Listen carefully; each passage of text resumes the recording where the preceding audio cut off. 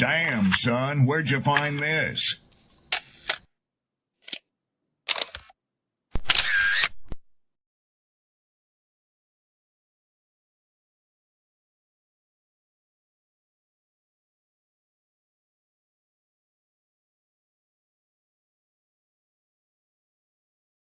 Ladies, understand something. The top end of a woman's weight is 145 pounds. Okay. My mother's 5'9", and she was 145 pounds until she was 50.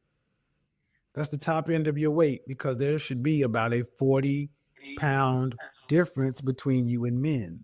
Basically, if the guy is rich, what ends up happening is the lawyer contacts the person and be like, hey, you know, your name gonna be all in the paper, so you might as well just settle out of court. I can recognize talent. Even if I don't agree with the politics, a lot of the politics that was underlying in the show and some of the sentiments he was trying to share, I recognize artistry when an artist is present. Yes, this is the definition of absolutely cooked. We'll never go back and take a look at her bad decision and take accountability for any of that. Because there is powerful people in the industry, somehow there is a different law that applies to them. And I agree with that assessment.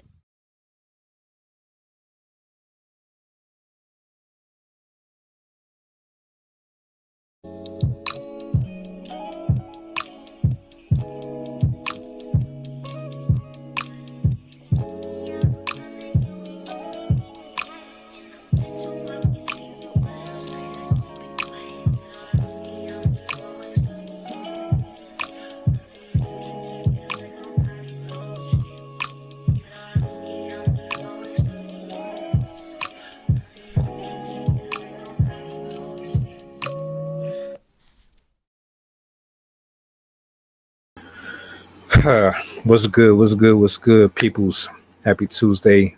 Peace and blessings, glory, praise, and honor to the Most High. It's good to be here again. Chop it up. How's everybody doing? Did you make it home safe? Is the weather nice still? I hope so. Wednesday is right around the corner, and me and Cindy going to cook up something special for y'all tomorrow. But tonight, I got a video for y'all. And shout out to TikTok, because without them, a lot of these subjects wouldn't even come up. I don't know how I feel about this one. I kind of got a mixed reaction. So I'm going to play it here briefly here in a few minutes. And I want y'all opinions on it. To everybody who has subscribed to the channel, I want to say thank you. To my poets, my writers, my content creators. Shout out to you. The grind don't stop.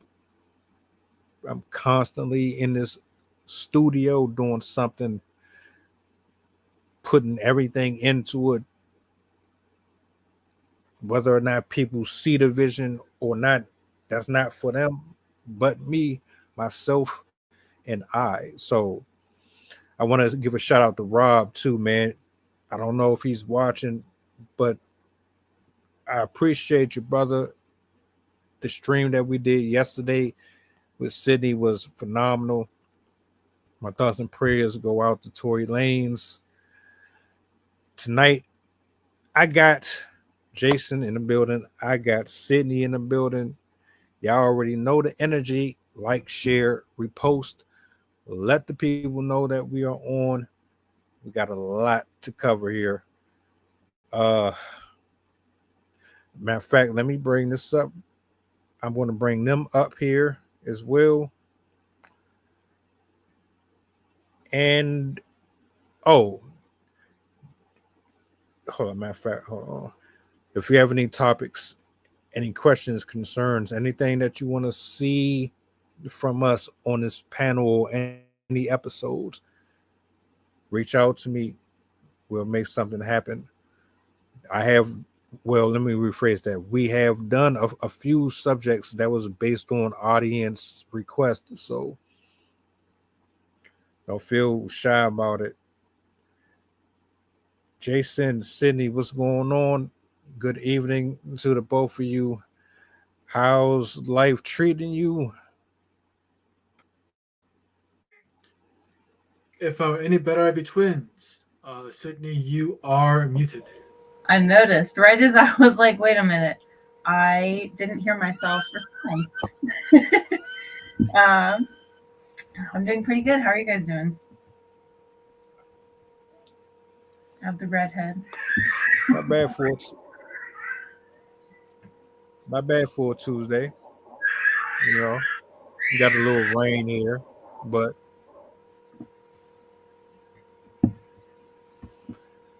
sound like WrestleMania over there. Was good, Eric? Everybody good?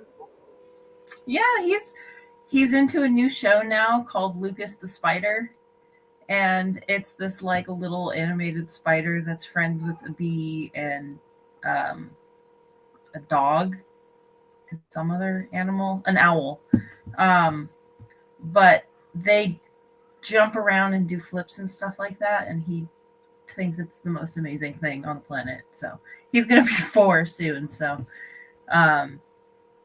yeah. That's what all the screaming is right now. Meanwhile, she's just like, I'm happy to cuddle. I don't really care. I just want to be in the same room as you. So, but they're doing pretty good. She's actually starting to talk. So one of these teething and months, everything. one of these months she'll say something on the stream. I'm kidding. Is she 2? She will be 2. I heard hi. Yeah. She says hi, red ball, cat, she meows, and no. Oh, and she just started saying yes. So she's gonna be 2. She's gonna be 2 in June, and he's gonna be 4 in June. We're all June babies except for my husband. Holy cow. What month is he? He's October, which is funny because so I'm June 8th. My son is June 18th, and she is June 25th. My husband is October 12th. His brother is August 12th, and their mother is July 12th. Wow. Okay. Yeah. So we just have birthday coincidences across the board. Not to mention, I also share a birthday with my husband's best friend, and he shared a birthday with their best friend's boyfriend. So it's this whole network of matching birthdays. But yeah, June. Jason, we going to the gas station to pick up a couple of tickets. I think we got some numbers. my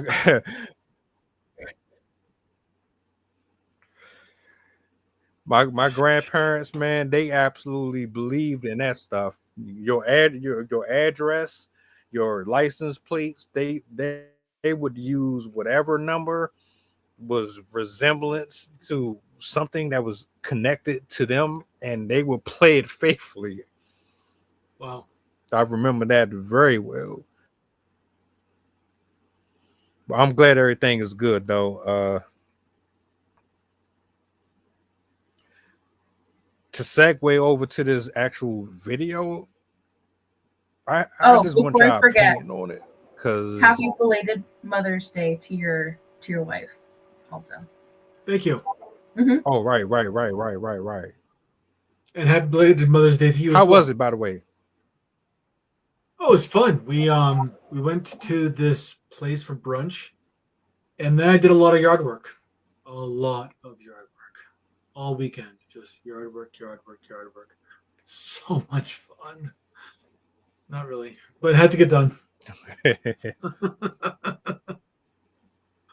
Yeah, I probably spent. It was actually the entire weekend, because not only do we have to seed the back lawn, but we also had the bright idea of building a mini greenhouse and then growing all kinds of vegetables and herbs. So We got that going on too. Yeah, we're kind of busy.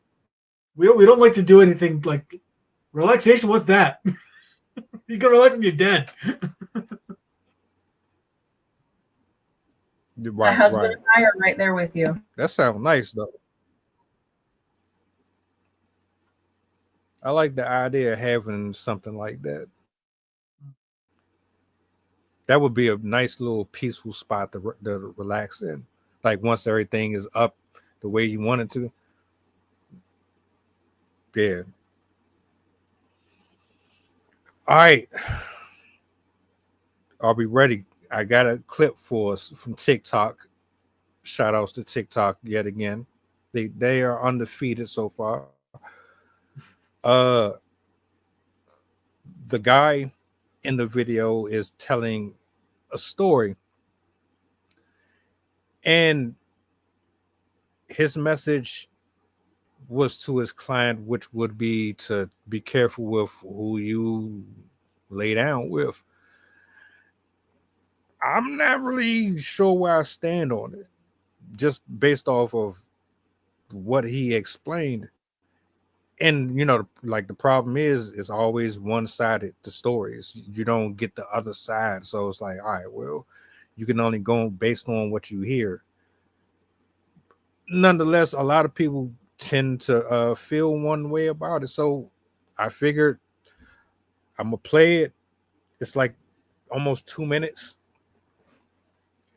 And we'll just go from there. Actually, I do have a follow-up question behind it, but I'm just going to play it and then let y'all get an idea of what I'm going with. Okay, you guys, let me tell you what happened to my client. I'm doing a deal for this couple. It's a guy and a gal. They are not married, but been together for like 4 years, so they're buying a house. Now, the girl does not work, but she's a mother. They have 2 kids together, but my man works and he makes pretty good money. We're already under contract, the whole 9 yards. That we already have the appraisal. Deal is closing in like 2 weeks. But mind you, the girl is not on the loan because she is not working. So if you put her on the loan, she would bring debt where she would not bring income. So it's just my man on the loan. Well, the girl just called me and they just broke up. Big fight. He's buying the house without her, does not want her moving in with her. Now, this girl is about to be homeless. I mean, I'm assuming they'll do something with the kids, but she stopped working when she got pregnant and hasn't had a job in like 5 years. So she has no job, no income, and now dude is not letting her move in that house, and he does not have to because she ain't on the loan. She follows me on TikTok, and I already told her I would tell this story, so don't think I'm putting her business out there without her permission. But the moral of the story is, ladies, do not rely on a dang man for your dang income.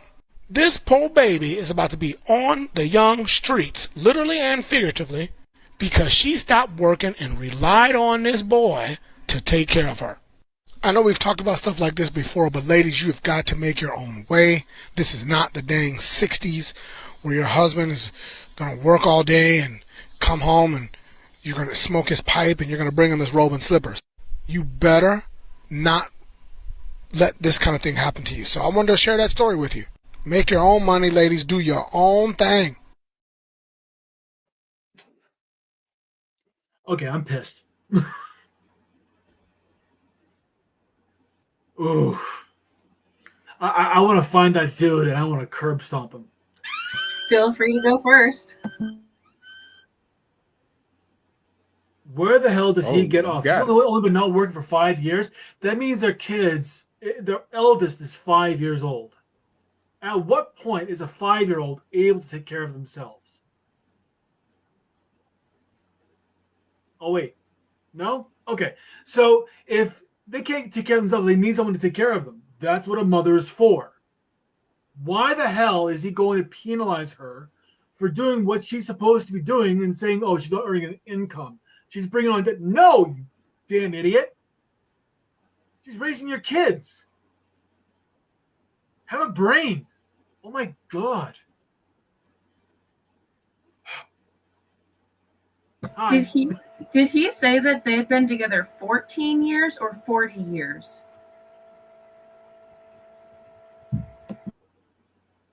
think it was 14. No, that I believe, yeah, 14. Okay.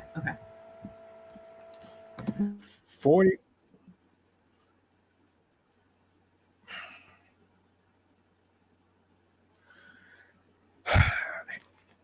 Here's my thing.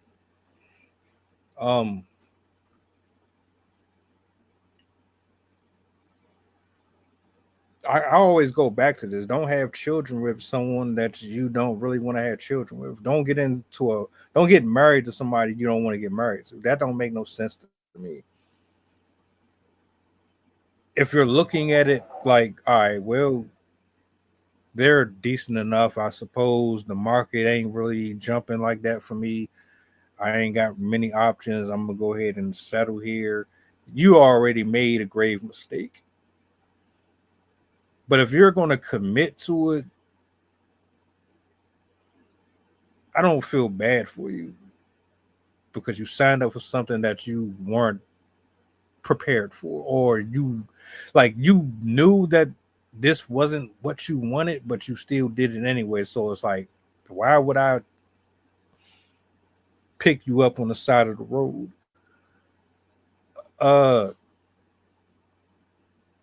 I think the way that this was handled, if this is true, because we're only getting this from one side. That's why I said I can't stand stories like this,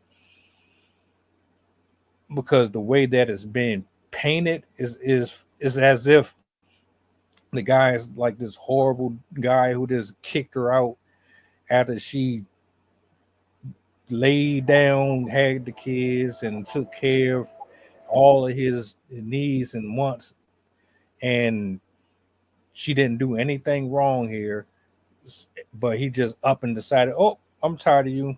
I'm gonna go ahead and leave, and then I'm gonna go on about my business, and you just gonna be stuck out here trying to figure it out. If that's the case, and that's what it was, and she was in no wrong here, then I agree with Jason. But I am not taking sides. Nope. I don't know the whole story. I only know your story, sir. So it's like I'm all about what's right and right, what's wrong is wrong. And if he's wrong, tear him apart. Go ahead and curb stomp him a couple of times. I will say but it's that like, why do we do this? one thing I will say is as he was talking, the bullshit meter did start going off a little bit. So like the idea of like, okay, so is this actually for real? Like, is this actually like a real story, or is this guy making something up in order to get views? Because if he's just if he's going to the land of MSU, make shit up, then he's doing a good job. He's crafting a good story that hits all the emotional anchors.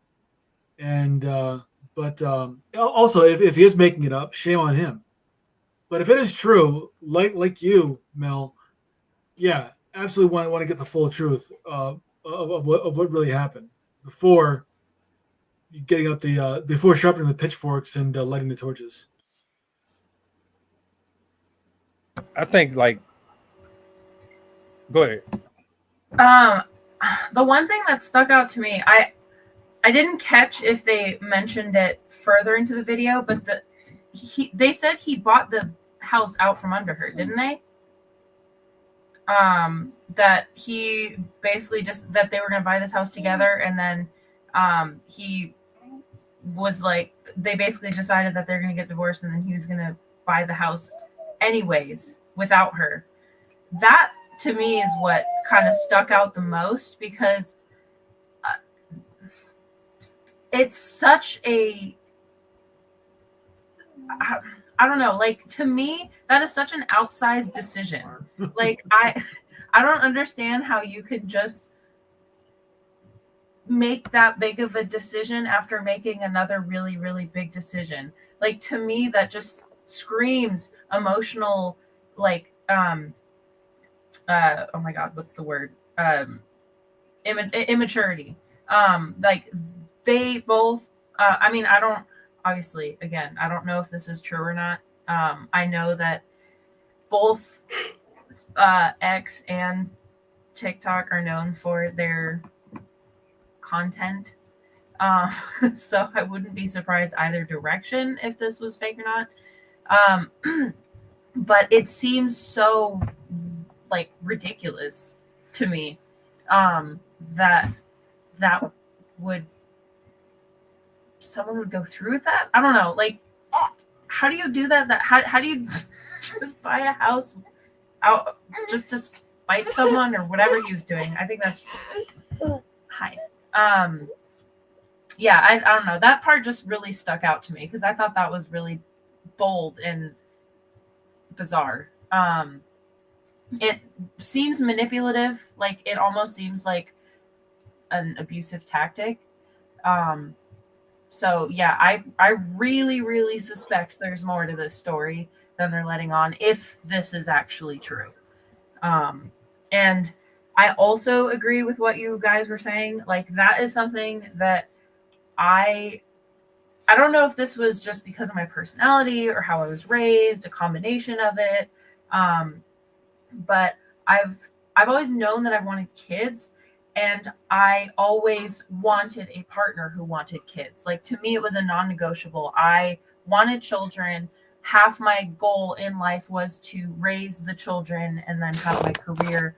And so I would date very cautiously. That would be one of my questions. If I was dating you, I would ask you, like, if I decided that I enjoyed being around you, I would ask, like, do you want kids? When do you think you'd want kids? Like, where do you kind of stand on this? Because then I can decide if I'm wasting my time or not. Because some people are like, yeah, they might change their mind down the road or whatever, but there's no certainty of that. And I've never understood that giving up your goal and just being dragged along, if it's something that you truly, truly want, you shouldn't just, like, I've noticed this is a trend with women. I don't know how common it is percentage wise, but I don't know. It seems fairly frequent to me where they will marry, they'll get with the guy and they love the guy, he's amazing and blah, blah, blah. But they know he's not really interested in kids, but they stay with him, saying to everyone around them, well, he's going to change his mind. Like, once we're married and whatever, we have a house, like, he's going to change his mind. And I hear this time and time again. And even in divorce stories, I hear that, where the woman wants the man, she's chasing the man, she gets the man, and then the man is like, now I'm locked into this life that I actually didn't want.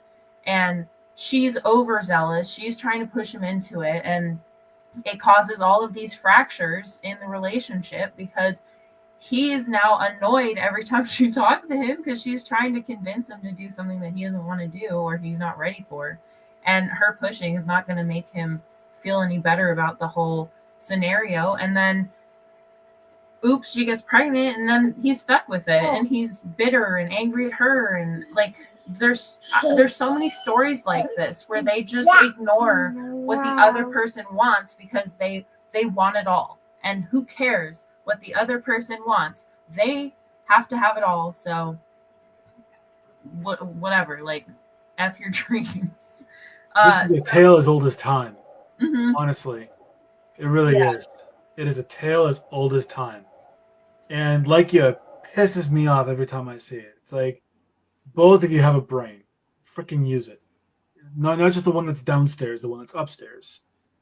Make sure that you are doing what you're supposed to be doing. And this is especially true for men. Men, lead. Just freaking lead. Don't worry about her. She'll follow. If she's really going to be the one, she will follow, and she will either follow your lead or she will find someone else that she can align with. But men, do not live your life in accordance to the approval of a woman. That is the surest way to create a downfall. Yes, align yourself with the right woman. Co-create your reality and let her know that you lead.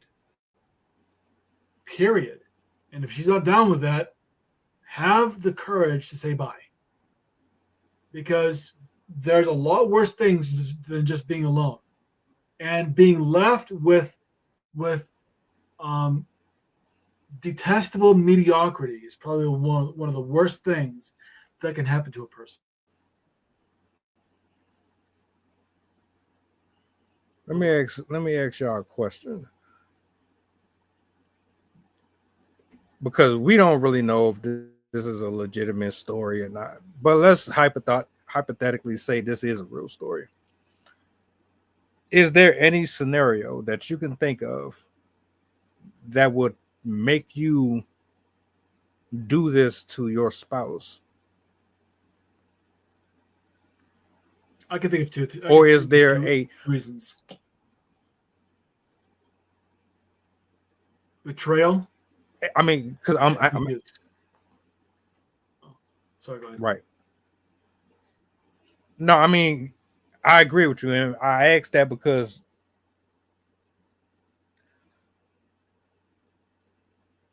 if there's betrayal, infidelity, or anything like that, I could understand the anger and the resentment. But I think depending on how you handle it matters. The children don't have anything to do with what happened between you and your spouse. So don't take that out on the kids.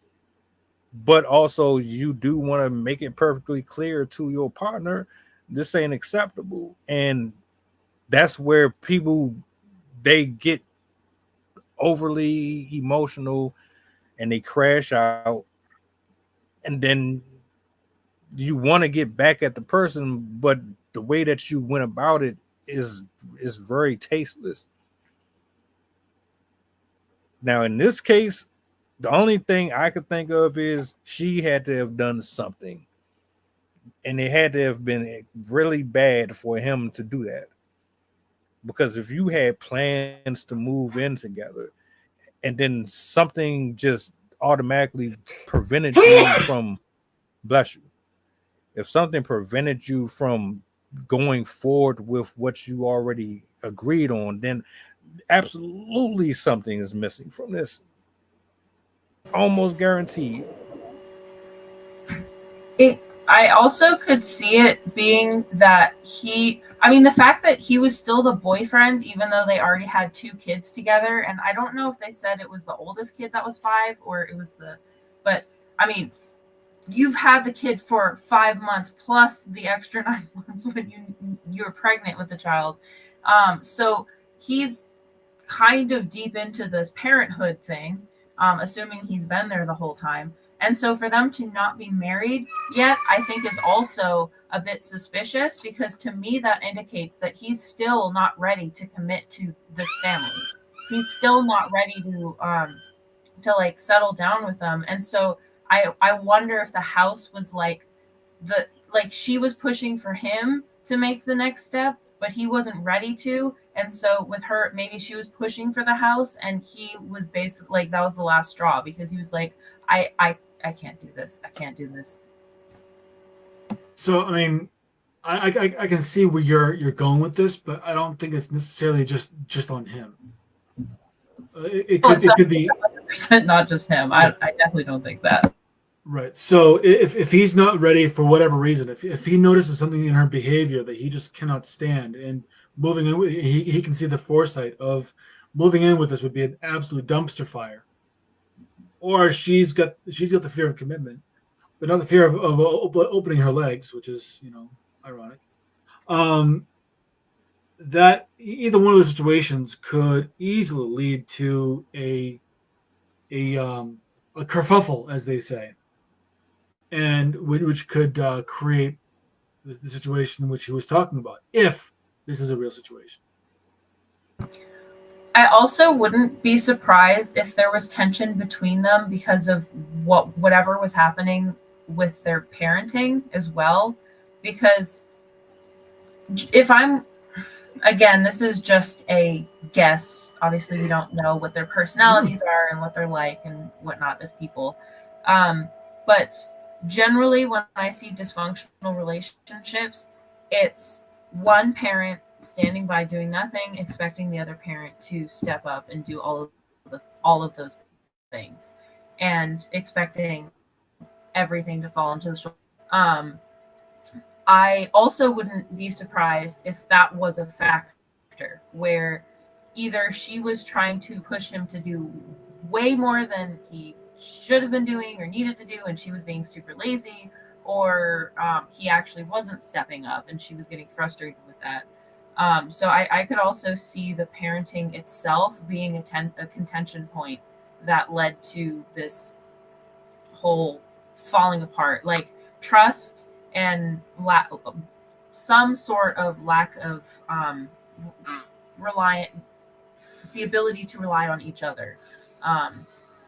If this story was real, that would be my guess of what might have caused this to fall apart. Because again, that whole house situation really stands out to me, and to pull the rug out from under somebody to that degree indicates that there's a level of anger and emotional, like, I'm done. So one thing that you had said, which kind of made me give you that like, huh, kind of face. Where you said that he might not have been pulling his part. He's making the money. he's providing. So yes, he's pulling his part. And so if there is a problem with the parenting, I mean, what is her expectation beyond what he's already doing, and what is she not doing as far as what she's supposed to be doing? Because if he's making enough money for the both of them, because when someone says that they're making good money, usually it means that it's adequate for everyone in the household to be able to thrive. So, yeah, that kind of again, we don't know the situation. We're just speculating as fuck right now. So this is just I was gonna say, like, well, what about like a workaholic, somebody that's just like always prioritizing his pursuits over the family and is just like disengaged? Oh, like me? Well, let me you can't be that disengaged. Let me ask you this. Family and do stuff. Let me ask you this then. If in order to make the type of money that would cover your girlfriend, wife, and then what, 1, 2, 3 kids, how much would you have to make a year to be able to do that and live in a nice neighborhood and have a vehicle, have insurance, whatever, home, townhouse, whatever? How much would you really have to make, and what kind of jobs are paying that type of money for the guy to be able to do it? You know, the higher your pay, the more demand that's going to be on your body. Like if you're making $60,000, $50,000 a year, you're probably not going to be, well, the labor is going to be there, but it's not going to be as time consuming as something that's getting you 100,000, 200,000 a year. So I was just thinking about what you just asked. If he's kind of constantly on the go, but if he's not actively working, then what happens? Thank you for your quick response. I could always rely on you for that. So you could actually do it with even half that, $150,000. Yeah, $150,000. Yeah. It says for the less expensive, for the bottom of the spectrum, it's $113,000. For the higher end states like New York, Connecticut, California was $270,000 to $300,000, and that's for a Where family. Did they say where the house was where the house was In the video? Yeah. I don't think they specified. No, they didn't say specifically. Okay. Yeah. All right. 'Cause So he just No, said once the again, timeline. right. So once again, we have vagueness, which leads me to believe that this is good for the social meter because it Clickbait. doesn't actually say anything. But yeah, anywhere between But it- 150,000 to 250,000 would actually be adequate in most places to be able to sustain a family of 4.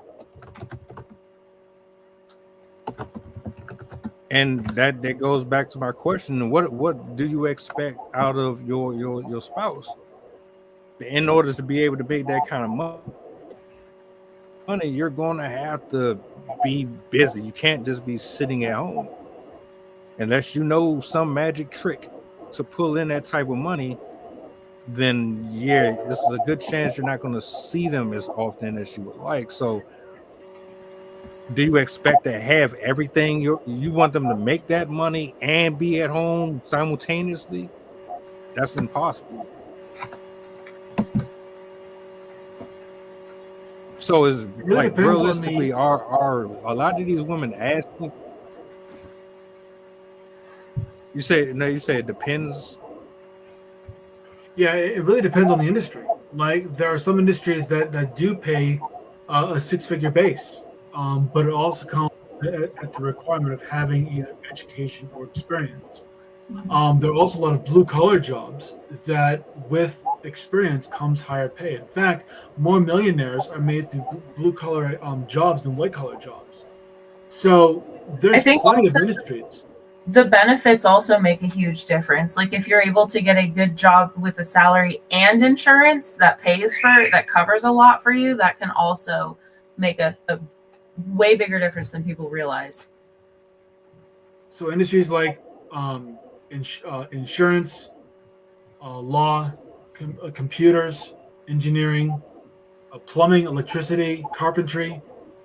These are all very well-paying jobs. Either working with your hands or applying technology and information in some way. Mm-hmm. So let me ask a question. Do you think it's unreasonable for someone to feel unsatisfied or complain when like your spouse is constantly on the road, or they have to be in meetings, or they have to be in front of the desktop, or they have to be on the phone constantly? They can't take you out every weekend. And do you think it's unfair for them to then say, I don't like this? You're not spending enough time with the family. I don't feel like I'm getting enough attention at home. But at the same time, you still want the lifestyle. How do you call that? It requires a conversation, and without the conversation, you don't get to have any kind of opinion. You don't get to say, "Oh, I don't like this. I'm gonna take matters into my own hands." No, you don't get to do that, because that's when people decide that they're gonna do shit that's going to exclude you, and that's when you earn that kind of reaction. But if you're doing everything right, if you're saying, I don't like this, so why don't we have a conversation about this? I feel abandoned. I feel like I have been, like I have. It's funny. I was watching this one clip by Mel Robbins. She was on the Oprah Winfrey podcast, and she was talking about how all anxiety is separation anxiety. It's a form of separation anxiety. And so whenever you are having a kind of abandonment issue, it's also a form of separation anxiety, being separate from yourself and from others. And it's a condition that people cannot stand. Rejection, especially, this is why rejection for children is akin to death. Because when we are young, we require others to to have our development. So it becomes pre-programmed that socialization creates thriving. When we can't socialize, we feel like we are isolated. Isolation is the worst feeling of all. So when you feel that kind of anxiety or that kind of abandonment, it's important to reach out and say, this is how I feel. I need to have this addressed. We need to talk about this. If you don't do that, and you just continue going on, you don't get to ask for anything else because you aren't asking for anything else. So you can't expect anything else. It's not just going to jump out of the blue. You have to be willing to negotiate it. And if you're not doing that, you're not doing your job. And which means that you are putting yourself and others in a bad situation.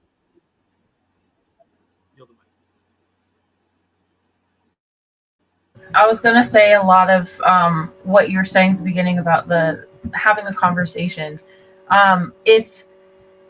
If a person is going to get into any sort of career that involves some sort of separation, whether they're going to be going away or they're just going to have long hours, they're going to be gone in inopportune hours or whatever, there has to be a conversation. There has to be an understanding between the two of them that this is necessary, and sometimes it's not going to be comfortable. My husband and I had to have the same conversation when he was joining, and he made his decision of what to do in the Navy based on our situation. He would have done a different rate if it wasn't for the kids, but because we had the kids, he was like, I don't want to put myself into a position where I'm going to be put in danger and I might not have the opportunity to come home with my kids. So he chose a career that was a better paying job, but more safe, not the thrilling one that he originally wanted. And that is very, very crucial to anything, any decision, whether it's a house, moving in together, having kids, whatever. You have to have communication, because if you do not have the beginning communication, you're going to be off. There's going to be some sort of disconnect. There's going to be some sort of misinterpretation. There's going to be some sort of off expectation where somebody is going to envision one way and the other person is going to envision it the other way. And there's going to be a point of contention that eventually, if it's not addressed, if they continue to not communicate, it's going to fester and it's going to turn into something much bigger.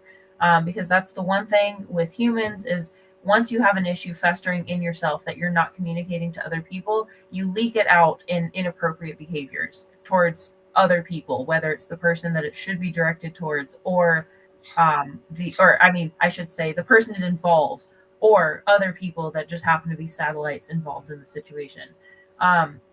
But we are not very good at holding in things that we know we need to communicate with other people. And so this is incredibly important when you make any decisions in a relationship. You absolutely have to open up about what to expect in the future and how you both intend to manage the incoming changes to your routine and the dynamic of the household. Because with any decision within a household, there has to be cooperation to make a household run, especially when there's children involved, because cooperation is what makes sure that transitions are smooth and aren't tumultuous, because chaotic schedules can really throw off children. It can cause a lot of anxiety issues and it can be really stressful. Granted, that can make them stronger into the future, so it can be a good thing. Obviously, we want to experience difficult things so we're able to develop, but as a parent, you still want to make good faith efforts to reduce the amount of difficulty that your child has to face. So communication can be one of those ways that you can both protect your relationship and the one with your kids too. So Dr. John Gottman. Please. he's renowned psychologist. He identified something called the 4 horsemen of relationship apocalypses. And he identified them as criticism, defensiveness, contempt, and stonewalling, where contempt was the biggest factor. In fact, I would say that contempt is the only factor, and criticism, stonewalling, and defensiveness being symptoms of contempt. But relationships, 90% of relationships that he observed that had contempt in the relationship all failed. 90%. So if there is any kind of, and resentment is a precursor to contempt, feelings of contempt. So anytime that you have a relationship where resentment is brewing, this is a dangerous place to be, because contempt is the predecessor of destructive behavior, which is often the saboteur of relationships.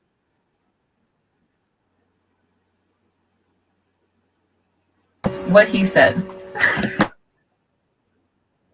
Honestly, at this age, you should already know better, for real. You should. And like, whether or not the story is real or not, I wanted to bring it up here because this could very well have happened to somebody, or it could be a scenario similar to this. And whether or not we know if she was innocent or guilty or contributed to it, it doesn't change the fact that, one,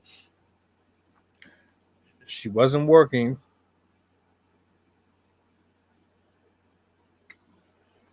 Lord forbid he really did do this. She don't have nowhere to go. Let's rewind it. What happened up until that point? What brought you to this? Why did this happen? Did you not know what type of person you were dealing with at the beginning? I'm gonna always go back to that, because as intelligent as we say we are, you don't even know these people. You always find out later on. We always find out later on that we shouldn't have lied to them. We shouldn't have crossed them. We should have communicated better. We should have been more honest. We should have been more open, vocal. We should have followed our boundaries more. We should have held on to our principles. It's terrible. And it is a shame. Especially because when I watched it, they had well over 53,000 views and hundreds and hundreds of comments on it. And the way that he painted the whole video was like she was the victim, he was the bad guy. And one thing I will say is, you should have your own money. You shouldn't be going into this without contributing something. Now, if you decided that you were going to be the stay-home parent and he was going to be the sole provider, then I don't know how Complain. y'all get to a point to where how do you get to a point to where he don't want nothing to do with you no more? There was one video I did a reaction to here recently. He was a firefighter, and he waited until his birthday. He brought all his family and friends out, and he waited until they were in the front. He gave a little speech, made some jokes. Then he gave her one of those Corleone kisses from The Godfather. And then he aired her out in front of everybody, called her all types of names. You cheated on me, you slut, you this, you that, you destroyed the family. And if you don't want to go down this road where you could be kicked out, or you're in a situation where, then you probably need to vet better. I like what was that? If you could you elaborate a little bit more? Because I've heard this word before, stonewalling. Could you elaborate a little bit on that? Yes. So emotional withholding. It's the idea of not providing anything, just being a stone wall. Like no matter what you do, there is no reciprocity. Gotcha. I gotcha. Yeah, I've heard these in arguments on whatever podcast. Andrew would always have this type of a disdain towards the ladies that they would have on there, and that would get brought up a lot. That one and steel manning or steel arm is still something. So yeah. As far as the video, I don't really believe it's real. But if it is, then, and I mean, he said she gave him permission to talk about it. That's the only reason why I think it might be a hint of truth to it. But even then, it's like, well, all right, what did you do? You ain't innocent. Ain't no dude with kids and someone that he had kids with. And I agree, Sydney, they should have been married anyway. But ain't no dude just gonna up and do something like that. And there wasn't another role in it. So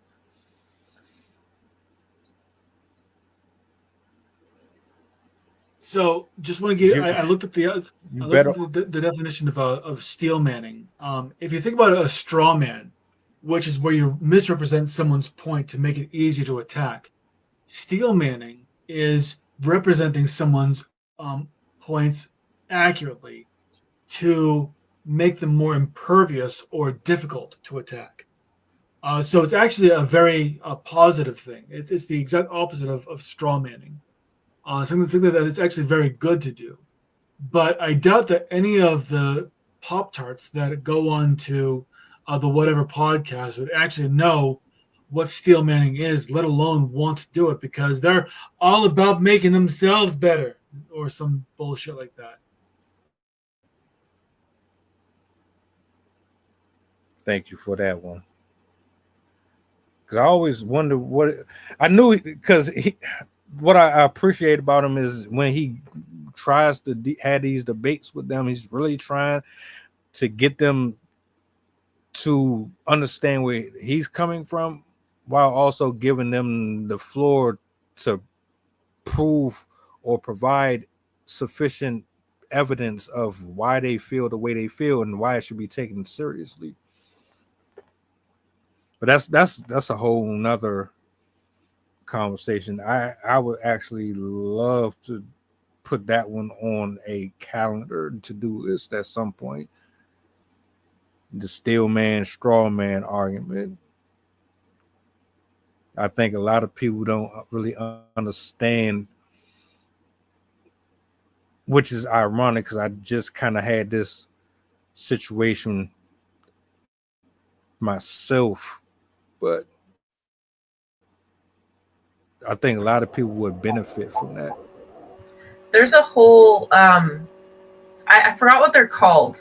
I just know them from like literary terminology, but I know they also apply like psychology and sociology and stuff like that. But I know there's a whole bunch of those, like straw man, and I can't remember any of them, so I sound really crazy right now. But they're argument positions, and most of them or cognitive distortions or cognitive some sort of cognitive dissonance.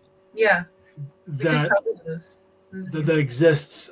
They're actually really fun to cover because when you know what they are, you become way more resistant to their effect. Mhm. The worst part of these is when you are using them on someone who's unaware. They have no way of being able to defend against it. They don't know what to say. So it appears like they're losing the argument. Really, they're just being manipulated. And that's even worse. That's when you take the person who's manipulating and you give them a swirly. You just dunk their head in the toilet and flush a couple times. That's how I feel about whatever podcast, bro. Because it's like, damn, Andrew Wilson and Brian, they do it all the time. And then they'll have women up there that can articulate themselves, but the way that you listen to them go back and forth, like I'll play it in my Bluetooth while I'm at work, and all I could think is, damn, I don't think they really know what he's talking about or what he's trying to say. They're more or less in their they in their feelings. They're getting offended, and you're missing the whole point of the argument. I love when people get offended. I love that because whenever someone tells me they're offended, I'm like, good, you get to be offended. That's your right. You can be offended, but I can also keep on saying what I want to say. That's what the internet is for. It's just an offense like generator. Yeah, especially social media, especially Facebook. It's just like, what can I post for the most egregious? Like, what is the most egregious thing I could post for a reaction to get the most number of people to look at my thing and put a heart on it? Like, I'm gonna start some shit today, thousands of years of hard work and survival, and we do this. Cosmic irony. Right. Can you imagine? Yeah, we gotta put that on to do. I was gonna say, can you imagine if the peasants of like the 1200s looked at us today and saw our lives like, what is this? What are you doing? Like, thou dost commit fuckery. Stop it.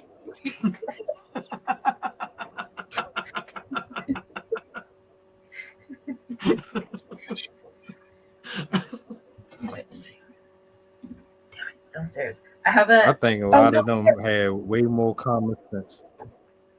A lot more common sense than a lot of us now today. Oh. Oh man. Oh yeah, this is the one.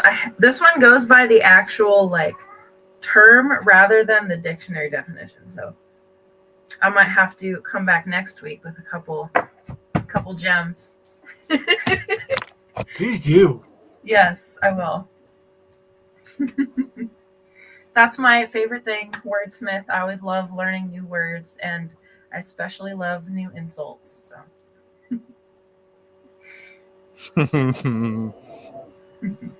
Hey, I'm with you on that one. Any last thoughts on this video? Don't be those people. If you have kids, support your kids. If you are not happy with the relationship, for God's sake, please break up in a way that at least helps the kids not have to experience extreme turmoil. Like, even if you seething hate each other, pretend you don't in front of them. Like, they don't need to be subjected to all of that toxicity and just, I mean, honestly, sometimes it can be violent. It can be angry and obscene and using swear words and all this stuff. And they said that they had young kids. I don't know if this is their experience, but I know people do this. So just a PSA for anyone going through relationship difficulties: stop pulling your kids into it. Please make it private between you and your partner. It should not be on social media. It should not be in your kids' faces. It should not be in your family's faces. Just please be civil. Be normal. As far as this video goes, I again, there's so many provisions before I can actually comment well on this video. All that I can really say is what Sydney said, because she said it right. Not much left to say there. I will quote one of my favorite shows, Breaking Bad, where the he was getting an apartment, and she basically says DBAA, don't be an asshole. And that's probably the best advice that anybody can give. Honestly, if you hate someone, it's because you have to look at the way that you are conducting yourself. Because more than likely, it's the fact that you don't like the fact that you can't control another person, and that's on you. It has nothing to do with the other person. That's all. That's completely on you. That's squarely on your shoulders. You've screwed up. Knock it off. Just a quick question off that. Is there truth behind, like, if somebody's manifesting behavior that you yourself are ashamed of, that you'll end up projecting out at that person if you feel shame about that behavior? Yes. Okay. Yes. It's called the shame blame paradox, or the shame blame trigger. But basically, people don't like to feel shame. Yeah. And so when they're meant to feel shame, honestly, what they do as a reflex, and Brene Brown talks about this. What they do is it's a defense mechanism where they turn that shame into blame, and they begin blaming another person for the way that they feel, rather than taking a moment and actually understanding why they're feeling this discomfort that is showing up as shame. Shame is one of the three what I call saboteurs. You got shame, you got fear, and you got guilt. And these three things oftentimes are the biggest reasons why we screw up our lives, screw up other people's lives, and screw up any kind of opportunities that we have.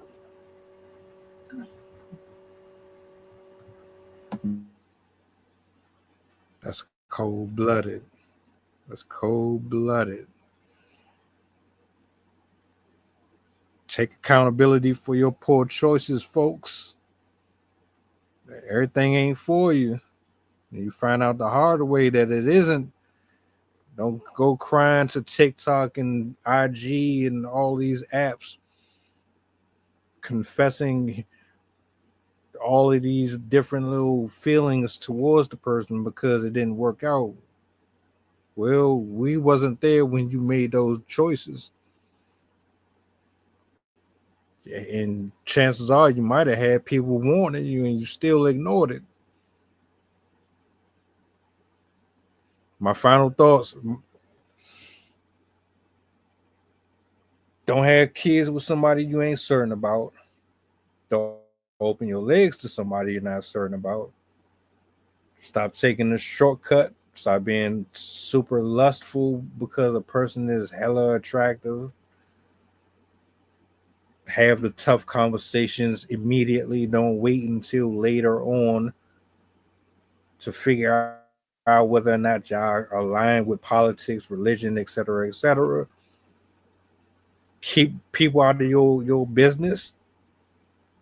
The only folks that I would trust to go to with relationship stuff is maybe my pastor, that very, very, very small circle that I got, and I probably won't even say too much of them. Yeah, that's pretty much that. But I'm not really sold on the video, so I guess it is what it is. Thank you for pulling up tonight, Jason, Sydney. Tomorrow, is there a clip, or could you email me whatever so I can watch it and see for myself what it was? Because I know you were excited for it. Yes. I'll send it to you too, Jason. It's the coolest earthquake clip, like the clearest example of lateral rupture that I've ever seen. It's super, super cool. So I'll send it. I would love to see that. Yes, please. Yeah. It was the recent Myanmar earthquake. Awesome. I'm excited What's to that, talk about. that was a 7 something, wasn't it? It was a 7.5, I believe. 7.5. Yeah. I know it's pretty high. Mm-hmm. Yeah. Gotcha. But I'll be talking about it tomorrow for anyone watching. I'm excited. It'll be cool. It'll be all about earthquake physics and stuff like that. So. And Mel, I will see you on Thursday. Oh yeah. Right on. Y'all Bye, enjoy peeps. the rest of y'all evening, man. Drive safe. All right. Enjoy your Good evening. to